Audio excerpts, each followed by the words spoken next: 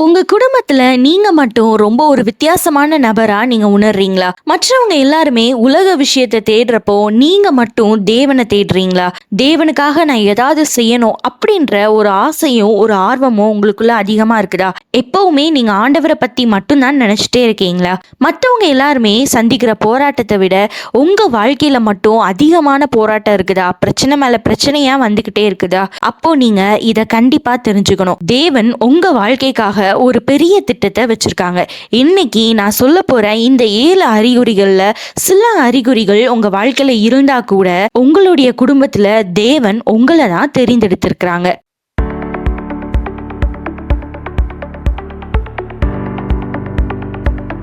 இப்போ நம்ம ஒரு வசனம் வாசிக்கலாம். 1 பேதுரு 2ஆம் அதிகாரம் 9ஆம் வசனம்.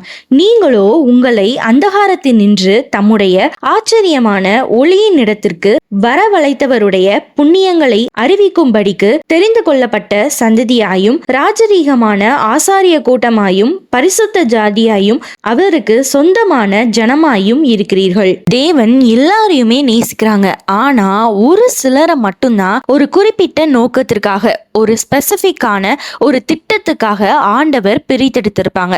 அவங்கள ஒரு தலைமுறையே மாற்றுறதுக்கு தேவன் பயன்படுத்துவாங்க. ஒரு குடும்பத்துல இருக்கக்கூடிய இருளை மாற்றுறதுக்காக தேவன் அவங்கள பயன்படுத்துவாங்க. இப்ப நான் சொல்ல போற இந்த 7 அறிகுறிகள் உங்களுக்குள்ள இருந்துச்சு அப்படின்னு சொல்லி சொன்னா, அப்போ தேவன் உங்களுடைய குடும்பத்துல தெரிந்தெடுத்த அந்த நபர் நீங்க தான். முதல் அறிகுறி என்னன்னு சொல்லி பார்த்தீங்க அப்படின்னு சொல்லி சொன்னா, குடும்பத்துல நீங்க மட்டும் அதிகமா தேவனை தேடக்கூடிய ஒரு நபரா இருப்பீங்க. உங்களுடைய குடும்பத்துல எல்லாருமே ரட்சிக்கப்பட்டிருக்கலாம், எல்லாருமே தேவனை நம்பலாம். ஆனா உங்களுக்குள்ள மட்டும்தான் தேவனை தேடணும் அப்படின்ற ஒரு தாகம் ரொம்ப அதிகமா இருக்கும். இன்னும் நான் அதிகமா வேதம் வாசிக்கணும், ஆண்டவர் கூட நான் நிறைய நேரங்களை செலவிடணும், வேதத்தை இன்னும் அதிகமா நான் வாசிக்கணும், வேதத்தை நான் இன்னும் அதிகமா தியானிக்க நான் பழகணும், வேதத்துல இருக்கக்கூடிய ரகசியங்கள் என்னன்னு நான் இன்னும் அதிகமா நான் தெரிஞ்சுக்கணும், தேவனை பற்றியே நான் இன்னும் அதிகமா தெரிஞ்சுக்கணும், ஆவிக்குரிய வரங்கள்னா என்ன, அதை நான் எப்படி பெற்றுக்கொள்றது அப்படின்ற இந்த மாதிரியான ஒரு எண்ணங்கள் ஒரு சிந்தனைகள் மட்டும்தான் உங்களுக்குள்ள இருந்துகிட்டே இருக்கும். நீங்க யாருக்கிட்ட பேசினாலும் ஆண்டவர் எனக்கு இந்த காரியத்தை செய்தாரு, அவர் ரொம்ப நல்லவர் அப்படின்னு சொல்லி நீங்க ஆண்டவரை பத்தியே பேசிக்கிட்டே இருப்பீங்க. அவங்க கிட்ட இருந்தும் நீங்க ஆண்டவரை பத்தி அதிகமா தெரிஞ்சுக்க நீங்க முயற்சி பண்ணுவீங்க. இந்த மாதிரியான ஒரு தாகம் ஒரு வாஞ்ச ஆண்டவரை பத்தியே நினைச்சிட்டு இருக்கக்கூடிய இந்த மாதிரியான ஒரு உணர்வுகள் உங்களுக்குள்ள இருந்துச்சு அப்படின்னு சொல்லி சொன்னா, அப்போ நீங்க இந்த விஷயத்தை நீங்க தெரிஞ்சுக்கோங்க. உங்களுடைய குடும்பத்துல ஆண்டவர் உங்களை தான் தெரிந்தெடுத்திருக்கிறாங்க. 2வது அறிகுறி என்னன்னு சொல்லி பார்த்தீங்க அப்படின்னா, உங்களை எல்லாருமே தவறாக புரிஞ்சு கொள்வாங்க. உங்களுடைய மனசு ரொம்ப நல்லதாக இருக்கும். நீங்கள் எல்லாத்துக்குமே நல்லது மட்டும்தான் நினைக்கக்கூடிய ஒரு நபராக இருப்பீங்க. உங்களுடைய குடும்பத்தில் இருக்கிற ஒவ்வொரு நபர்களுக்கும் நீங்கள் பார்த்து பார்த்து அவங்களுடைய தேவைகள் என்ன, அவங்களுடைய ஆசைகள் என்ன அப்படின்னு சொல்லி நீங்கள் பார்த்து பார்த்து செய்வீங்க. ஆனால் நீங்கள் என்னதை செஞ்சாலும் அவங்க உங்களை குறை தான் சொல்வாங்க. நீ எதுக்காக இப்படி செய்கிற, எங்களுக்கு கெடுதல் நினைக்கிற தானே, நீ எங்களுக்கு கெடுதல் செய்கிறதுக்காக தானே இந்த காரியத்தை நீ இப்படி செய்கிற அப்படின்னு சொல்லி உங்களை தவறாவே புரிஞ்சு கொண்டுட்டே இருப்பாங்க. நீங்க அவங்க கிட்ட நான் நல்லதுக்கு தான் செஞ்சேன் அப்படின்னு சொல்லி அவங்க கிட்ட நீங்க எக்ஸ்பிளைன் பண்ண முயற்சி பண்ணாலும் அதை அவங்க கேட்கவே மாட்டாங்க. திரும்ப திரும்ப உங்களையே குறை சொல்லிக்கிட்டே இருப்பாங்க. இதனால உங்களுடைய இருதயம் ரொம்ப பாதிக்கப்பட்டு நீங்க ரொம்ப வேதனையில இந்த வீடியோவை நீங்க பார்த்துட்டு இருக்கலாம். பைபிள்ல கூட நீங்க யோசேப்பை பார்த்தீங்க அப்படின்னு சொல்லி சொன்னா, முதல்ல யாரு ரிஜெக்ட் பண்ணாங்க, நிராகரிச்சாங்க அப்படின்னு சொல்லி பார்த்தா அவங்களுடைய சொந்த சகோதரர்கள் தான். அப்போ தேவன் குடும்பத்துல ஒரு நபரை தெரிந்தெடுக்கிறாரு அப்படின்னு சொல்லி சொன்னா, முதல்ல அவங்களை எல்லாருமே நிராகரிப்பாங்க. அவங்களை யாருமே புரிஞ்சு கொள்ளவே மாட்டாங்க. ஸோ இந்த மாதிரியான ஒரு சிச்சுவேஷன் உங்களுடைய வாழ்க்கையிலையும் நடந்துட்டு இருக்கு அப்படின்னு சொல்லி சொன்னா, அப்போ தேவன் உங்க குடும்பத்துல உங்களை தான் தேவன் தெரிந்தெடுத்திருக்கிறாங்க. 3வது அறிகுறி என்னன்னு சொல்லி பார்த்தீங்க அப்படின்னா, உங்களுடைய வாழ்க்கையில ஆவிக்குரிய போராட்டம் ரொம்ப அதிகமா இருக்கும். அதாவது நீங்க ஆண்டவர் கூட நெருங்கவே முடியாது. எப்போல்லாம் நீங்க ஆண்டவர் கூட ரொம்ப நீங்க க்ளோஸ் ஆகுறீங்களோ அப்போ அந்த டைம்லலாம் ஏதோ ஒரு சூழ்நிலையை பிசாசானவன் உருவாக்குவான். அப்போ உங்களால ஆண்டவர் கூட நேரம் செலவிட முடியாது, பைபிள் வாசிக்க முடியாது, ப்ரேயர் பண்ண முடியாது. உங்களுக்குள்ள காரணமே இல்லாம நிறைய பயங்கள் உங்களுக்குள்ள வரும். அதையும் மீறி நீங்க ஜெபிக்கலாம் அப்படின்னு சொல்லி இருந்தா உங்களால ஜெபிக்கவே முடியாது. யாரோ ஒருத்தங்க உங்களை டிஸ்டர்ப் பண்ணிக்கிட்டே இருப்பாங்க. உங்களை ஜெபம் பண்ணவே விட மாட்டாங்க, வேதம் வாசிக்கவே விட மாட்டாங்க. ஒரு வித்தியாசமான ஒரு கனவுகள் உங்களுக்கு அதிகமா வரும். தேவனை விட்டு நம்ம தூரமா போகணும் அப்படின்ற ஒரு எண்ணம் உங்களுக்குள்ள அதிகமா வரும். தேவன் எனக்கு என்ன செஞ்சுட்டாரு இது வரைக்கும் என் வாழ்க்கையில, தேவன் என் கூட இருந்தாரு அப்படின்னா என்னோட சூழ்நிலை இப்படி இருக்குமா, அப்படிப்பட்ட இந்த மாதிரியான எண்ணங்கள் உங்களுக்குள்ள அதிகமா வர ஆரம்பிக்கும். அப்போ நீங்க கேட்கலாம், அப்போ நான் தேவனால தெரிந்தெடுக்கப்பட்ட ஒரு நபர் தானே, அப்போ எனக்கு ஏன் இந்த ஆவிக்குரிய போராட்டம் அப்படின்னு சொல்லி நீங்க கேட்கலாம். ஏன் அப்படின்னா நீங்க தேவனு கூட நெருங்க நெருங்க சாத்தானுக்கு பயம் வர ஆரம்பிக்கும். ஏன் அப்படின்னா நீங்க தேவனு கூட நெருங்கி இருந்தீங்க அப்படின்னு சொல்லி சொன்னா தேவன் உங்களை கொண்டு உங்க வாழ்க்கையில வச்சிருக்கக்கூடிய திட்டம் எவ்வளவு பெருசு அப்படின்றது சாத்தானுக்கு தெரியும். அந்த திட்டத்தை நிறைவேற விட்டுறக்கூடாது அப்படின்றதுக்காக தான் சாத்தான் இந்த மாதிரியான ஆவிக்குரிய போராட்டங்களை உங்களுடைய வாழ்க்கையில ரொம்ப அதிகமா கொண்டு வரான். சோ இந்த மாதிரி உங்களுடைய வாழ்க்கையிலும் ஆவிக்குரிய போராட்டம் ரொம்ப அதிகமா இருக்குது அப்படின்னு சொல்லி சொன்னா அப்போ உங்களுடைய குடும்பத்துல தேவன் உங்களை தெரிந்தெடுத்திருக்கிறாங்க. 4வது அறிகுறி என்னன்னு சொல்லி பாத்தீங்க அப்படின்னா உங்களுடைய குடும்பத்துல பழைய சங்கிலிகளை உடைக்கக்கூடிய நபரா நீங்க இருப்பீங்க. உங்களுடைய குடும்பத்துல பல வருஷங்களாக இந்த பிரச்சனை இருந்துகிட்டே இருக்கும். தலைமுறையா இந்த பிரச்சனை வந்துகிட்டே இருக்கும். சில பேருடைய குடும்பத்துல சுகர் அப்படின்ற ஒரு வியாதி வந்துகிட்டே இருக்கும், தொடர்ந்து வந்துகிட்டே இருக்கும். சில பேருடைய குடும்பத்துல ஆண் வாரிசே நிற்காது, பெண் வாரிசு நிற்காது. சோ இந்த மாதிரியான சில சாபங்கள், பிரச்சனைகள் தொடர்ந்து வந்துகிட்டே இருக்கும். ஆனா நீங்க உங்க குடும்பத்துல தேவனால தெரிந்தெடுக்கப்பட்ட ஒரு நபரா இருந்தீங்க அப்படின்னு சொல்லி சொன்னா எந்த ஒரு சாபங்களும் உங்களை தொடாது.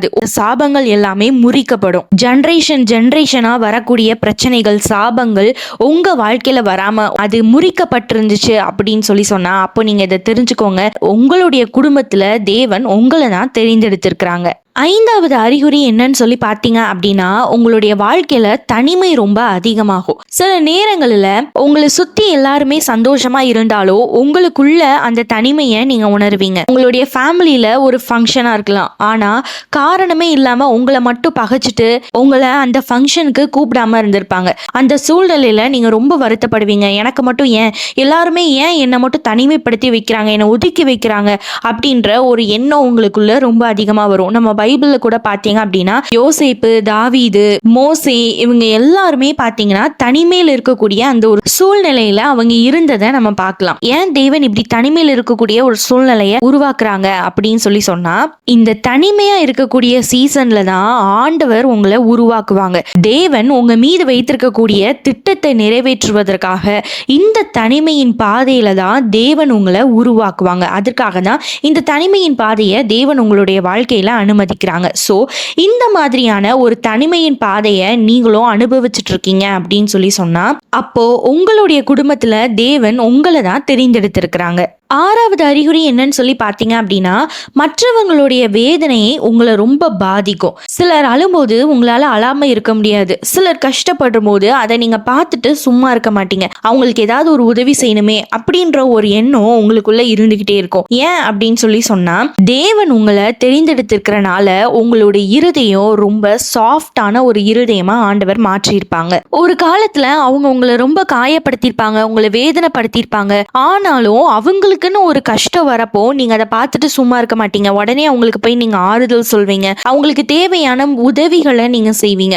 சோ இந்த மாதிரியான ஒரு குணம் உங்களுக்குள்ள இருந்துச்சு அப்படின்னு சொல்லி சொன்னா அப்போ தேவன் உங்களை தெரிந்தெடுத்திருக்கிறாங்க. கடைசியா 7வது அறிகுறி என்னன்னு சொல்லி பார்த்தீங்க அப்படின்னு சொல்லி சொன்னா எத்தனை முறை நீங்க விழுந்தாலும் மீண்டும் நீங்க எழுந்து நிற்பீங்க. சில பேருடைய வாழ்க்கையில பார்த்தீங்க அப்படின்னு சொல்லி சொன்னா அவங்க விழுந்துட்டாங்க அப்படின்னு சொல்லி சொன்னா திரும்ப அவங்க எந்திரிக்கவே மாட்டாங்க. அவ்வளவுதான், என் வாழ்க்கையே முடிஞ்சிருச்சு அப்படின்னு சொல்லி இருப்பாங்க. ஆனா நீங்க தேவனால தெரிந்தெடுக்கப்பட்ட ஒரு நபரா இருந்தீங்க அப்படின்னு சொல்லி சொன்னா அப்போ நீங்க எத்தனை முறை உங்க வாழ்க்கையில நீங்க விழுந்தாலும் திரும்பவும் நீங்க எழுந்திருப்பீங்க. நான் விழுந்தாலும் எழுந்திருப்பேன் அப்படின்னு சொல்லியிருக்கிற வசனத்தின்படி உங்க வாழ்க்கையில எவ்வளவு பிரச்சனைகள் வந்தாலும் எவ்வளவு சோதனைகள் வந்தாலும் இனி என்னால முடியாதுப்பா, இனி இது கூட என்னால போராடவே முடியாது, இதை விட்டுறலாம் அப்படின்னு சொல்லி நீங்க நினைப்பீங்க. ஆனாலும் உங்களை ஒரு கை பிடிச்சு தூக்கிக்கிட்டே இருக்கும். இல்ல உன்னால முடியும், நீ எழுந்துரு அப்படின்னு சொல்லி உங்களை மோட்டிவேட் பண்ணிக்கிட்டே இருக்கும். அது யாருடைய கை அப்படின்னு சொல்லி பாத்தீங்கன்னா அதுதான் ஆண்டவருடைய கை.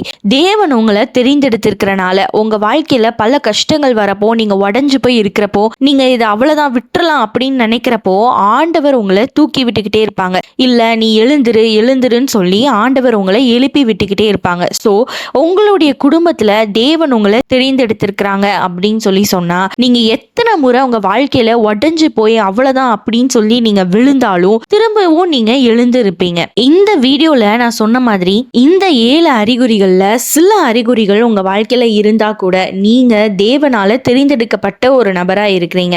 இந்த வீடியோவை நீங்க பார்த்துட்டு இருக்கிறதே ஆண்டவருடைய சித்தமா இருக்கலாம். ஏன்னா ஆண்டவர், நீ சாதாரணமானவர் அல்ல, உன் வாழ்க்கையை குறித்து நான் ஒரு பெரிய திட்டத்தை வச்சிருக்கிறேன், நீ இந்த டைம்ல இந்த பிரச்சனையை நினைச்சே நீ உடைஞ்சு போய் இருக்காத, சோர்ந்து போய் இருக்காத, நீ திரும்பியும் எழுந்துரு அப்படின்றத உங்களுக்கு சொல்லணும் அப்படின்றதுக்காக தான் இந்த வீடியோவை ஆண்டவர் உங்களை பார்க்க வச்சிருக்கலாம். இந்த வீடியோ உங்களுக்கு ரொம்ப பிரயோஜனமா இருந்திருக்கும் என்று சொல்லி நான் கர்த்தருக்குள்ள விசுவாசிக்கிறேன். தேவன் உங்களையும் உங்க குடும்பத்துல தெரிந்தெடுத்திருக்கிறாரு அப்படின்னு சொல்லி சொன்னா கண்டிப்பா நீங்க கமெண்ட் பண்ணுங்க.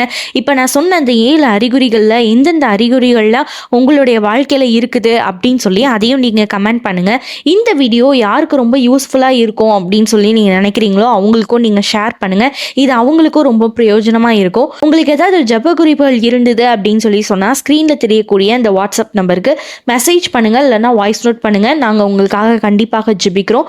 மீண்டும் உங்களை இன்னொரு வீடியோ மூலமாக உங்களை சந்திக்கிறேன். கர்த்தர் உங்களை ஆசீர்வதிப்பாராக. ஆமீன்.